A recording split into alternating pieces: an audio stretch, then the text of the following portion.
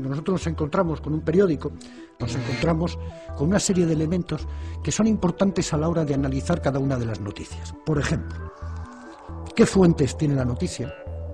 ¿Qué titulares tiene? ¿Qué noticia y qué información se da? ¿Es de enviados especiales o es de agencia? ¿Qué editoriales hay en los periódicos? ¿Qué artículos de opinión?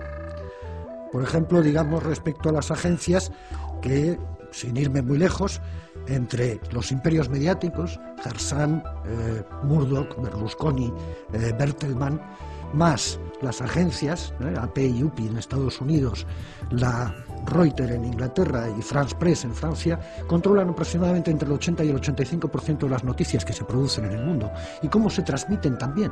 Es decir, la batalla de las ideas es algo que es fundamental para la clase dominante.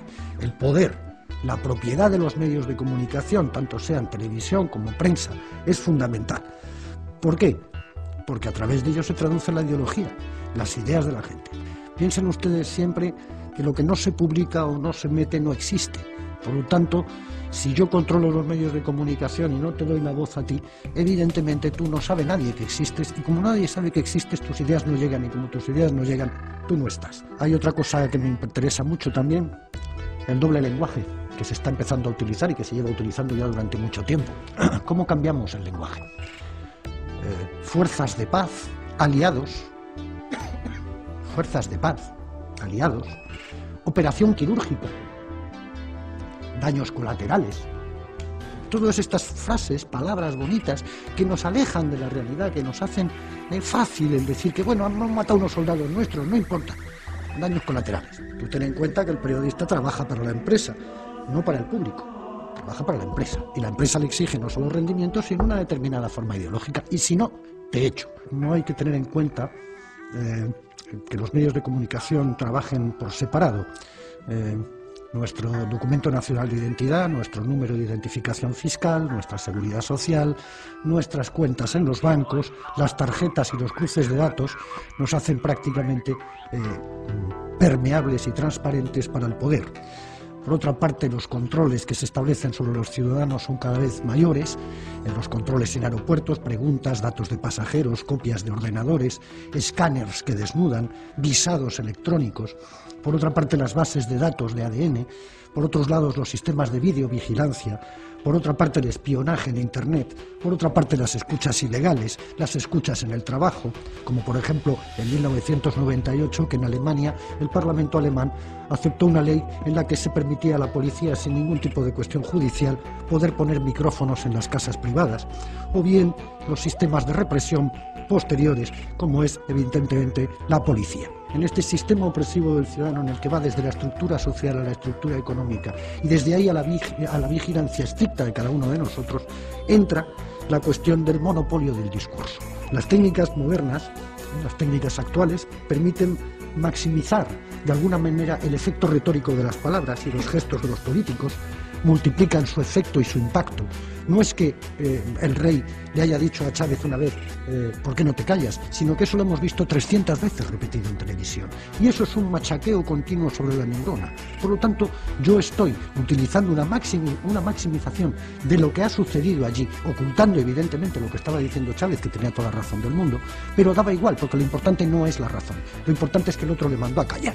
Entonces, esto era lo importante y había que reproducirlo 300 veces. Los media convierten de esta manera la política en una representación teatral, donde incluso en nuestro país, por ejemplo, se ve a la televisión española llevando a políticos para que hablen allí, ¿no?, y que nos cuenten allí sus rollos. Y claro que los cuentan, pero claro, evidentemente tampoco pueden desentrañarse a sí mismos como lo que son, seres políticos, y por lo tanto quieren caer bien. Y como quieren caer bien, tienen que manipular de alguna forma la escena teatral que se les presenta. Piensen ustedes que una de las bases centrales del sistema de funcionamiento comunicativo son los comunicadores, es decir, lo que se llaman en Estados Unidos los newsmakers, los que hacen las noticias. Es Hermida con aquella voz, que aquella onda, es los periodistas que te cuentan una cosa mientras cruzan las piernas elegantemente, es un tipo de funcionamiento en el cual tú estás más atento a la representación teatral que a lo que realmente se te está contando. Porque cuando uno echa una mirada a la prensa española, sobre todo la prensa escrita, escrita, se da cuenta de que es inútil hacer un análisis sobre la ABC o la Razón, porque es todo tan desmesuradamente fascista que sin duda alguna no permite un esquema. Pero en cambio hay otros periódicos, como El País, que se las tiran de liberales, de progresistas, y sin embargo la van cayendo en cada una. En una de ellas titulaba muy solemnemente Chávez utiliza gases lacrimógenos contra los manifestantes. Y tú dices, bueno, esto lo veo yo aquí en España cada 2 por 3 y no es ningún tipo de problema. Veo como zurran y aquí no pasa nada. O no podemos pedirle al País que haga unas grandes noticias de izquierda porque no lo es. Y por lo tanto, como no lo es, pues es tonto que nos empeñemos en decirles a los del País, oiga, que ustedes son de izquierdas, que ustedes son progresistas, porque nos digan, perdona, nosotros somos una empresa que queremos hacer dinero y como tal empresa que queremos hacer dinero inserta dentro de un sistema capitalista en el cual es fundamental el control de la información, nosotros promovemos ese control de la información, ese dinero nos llega y ganamos un dinero y ya está. La batalla por la información se gana siempre al principio. Chávez es un terrorista. Y luego tienes que ser tú quien tenga que venir y decir, no, Chávez no es un terrorista, porque ya hemos dicho que Chávez es un terrorista, y a partir de ahí ya está. Lo importante es hacer pensar que Chávez es un dictador, es un autoritario, es un caudillo. Le llaman cada 2 por 3 en el país caudillo, sabiendo perfectamente lo que la palabra caudillo significa en España. Hemos tenido 40 años, por lo tanto sabemos muy bien lo que es un caudillo. Chávez es un caudillo, no, Chávez no es un caudillo, Chávez es un hombre que ha ganado 14 elecciones. 14.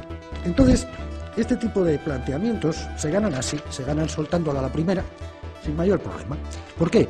Porque yo no tengo capacidad de respuesta. Porque si tengo capacidad de respuesta, a lo mejor resulta que mando una carta al director y el director, por supuesto, no me lo publica, como le ha pasado al embajador de Venezuela en España, que no para de mandar cartas a la ABC, al País y a todos los demás, y no publicado.